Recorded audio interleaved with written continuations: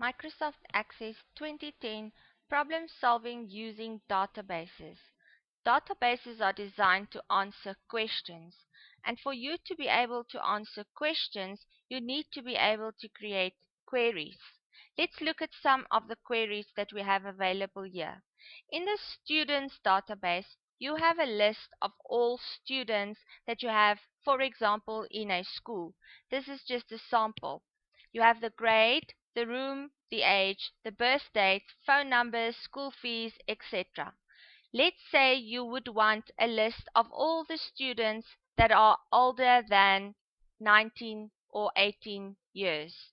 You would create a query for that, move to Design View, and see that if you want them to be older than 18 and you want them to be equal to 19 as well, you will create a query to view how many students you have.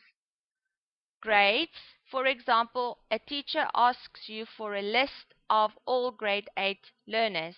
You would create a query with the criteria in the grade field to be 8. If a teacher would want to know how many students would go to room 408 for a specific period, you would create a query to be able to give that person the information immediately. Let's say the principal wants to know how many students still owe school fees. You would create a query with a criteria of not equal to 0, that means they still owe school fees, to be able to see how many students did not pay their full amount of school fees yet.